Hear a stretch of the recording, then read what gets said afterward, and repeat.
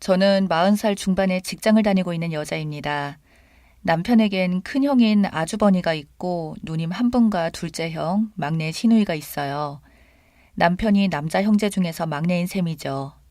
홀 시어머니는 큰 아주버님이 모시고 살고 있는데 사실 아주버님과 형님이 시어머니를 모시고 산 지는 그리 오래되지 않았습니다. 한 5년 정도 되었을까요?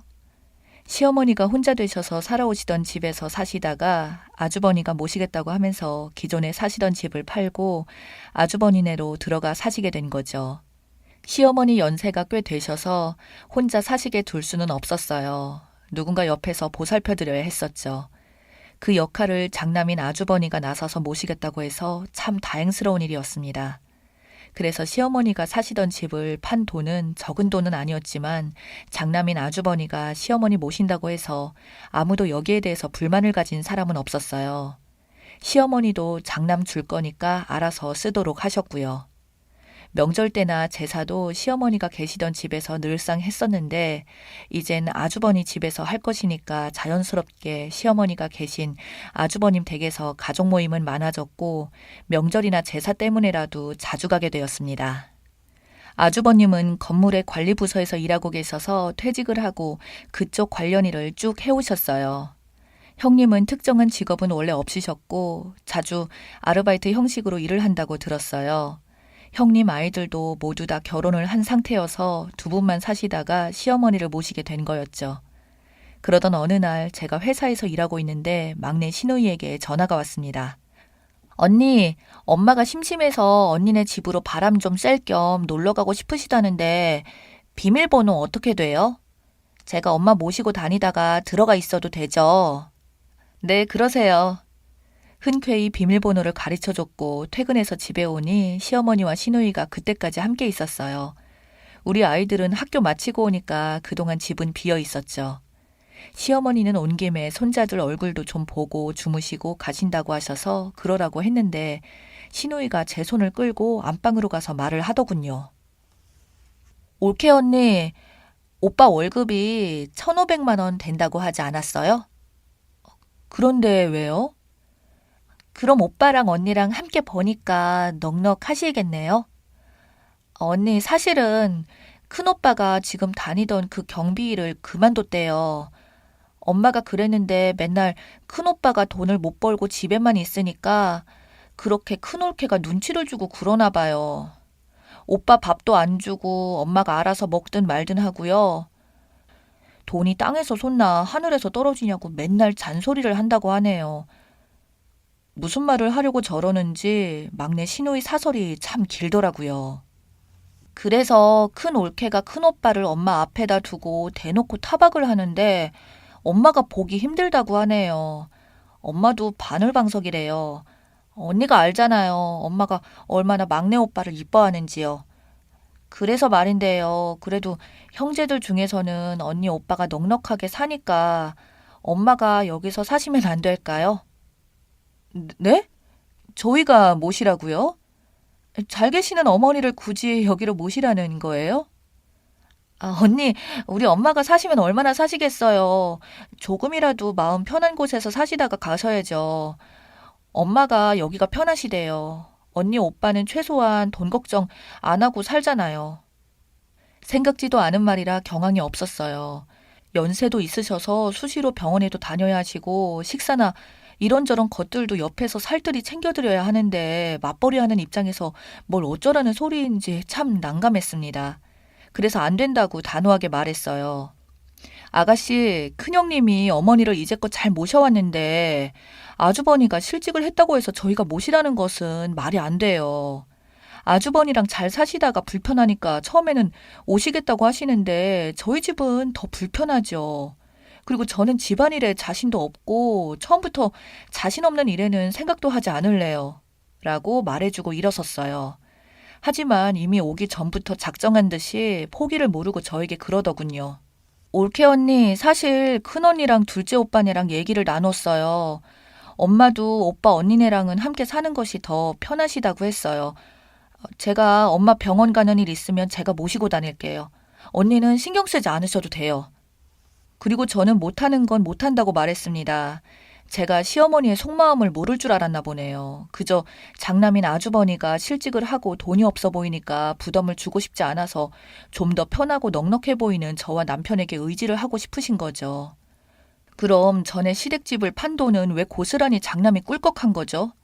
그리고 아버님이 살아생전에 아주버님 집도 사주셨고 이제 와서 시어머니 모시는 일은 우리가 좀 넉넉하니까 모시라고 하는 것은 무슨 경우인지 정말 어이가 없었어요. 그리고 시누이들과 둘째 아주버님이 서로 모의해서 자기네들끼리 내부적으로 저와 남편에게 시어머니 모시게 하려고 마음을 모았다는데 그게 기분이 나쁘더라고요. 집에서 놀고 있는 아주버니가 옆에서 시어머니를 오히려 더 살뜰히 잘 모실 거 아니겠냐고요. 하필 맞벌이 하는 저희 부부에게 맡기려 하다니. 그렇게 그날은 하루 주무시고 아가씨가 아주버님 집으로 모시고 갔습니다. 하루 주무셨는데 그냥 못 보내고 대접하느라 퇴근 후에도 마트에서 장도 보고 나름 굉장히 바쁘더라고요. 그런데 뒤늦게 남편을 통해서 알게 된 사실이었지만 그때 시어머니가 큰형 집에서 쫓겨나서 큰 시누이 집에서 지내다가 집으로 오신 거라고 하더라고요. 그날 아주버니가 실직을 하자마자 그동안 쥐꼬리만한 월급으로 시어머니 모시고 사느라 힘들었는데 이제는 돈도 못 벌고 집에서 죽치고 있냐고 하면서 시어머니 짐을 싸서 강제로 큰 시누이 집으로 보내셨다네요. 큰 아주버님도 그걸 보면서도 말리지도 않고 모른 척했다고 하더라고요.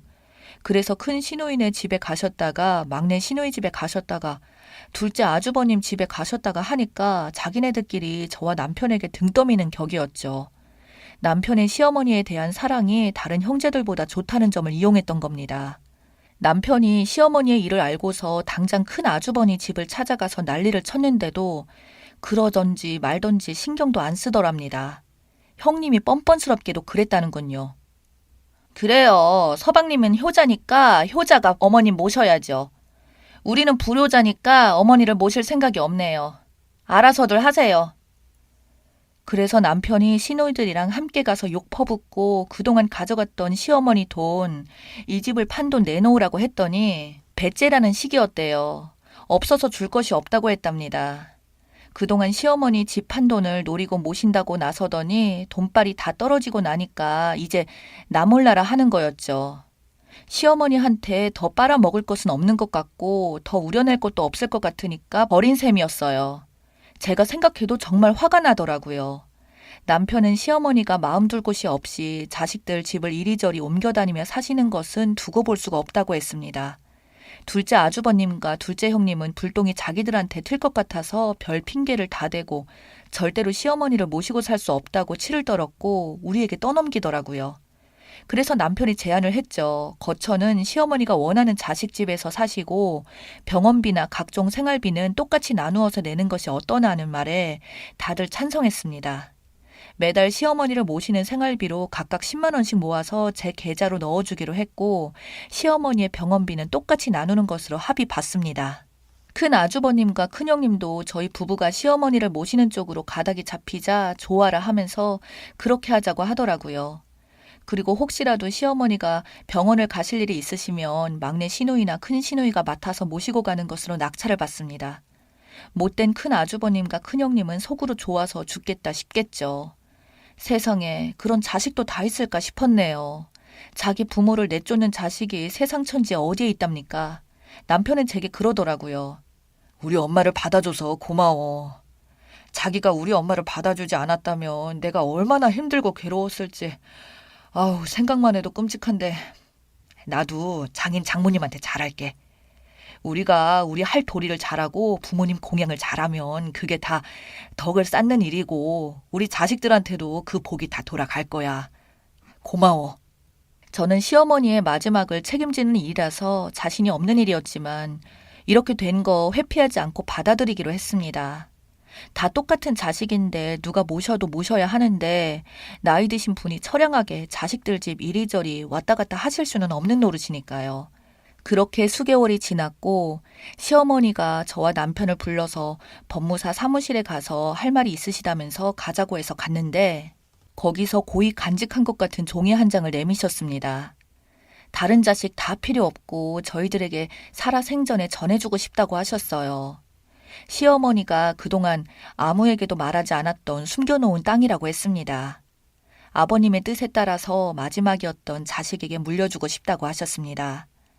장남 큰 아주머니에게 논밭이며 시어머니 집도 그냥 주셔서 아무것도 없었을 줄 알았는데 이런 반전이 있었다니 새삼 시어머니가 그래도 마음의 중심을 잡고 사셨구나 싶었습니다.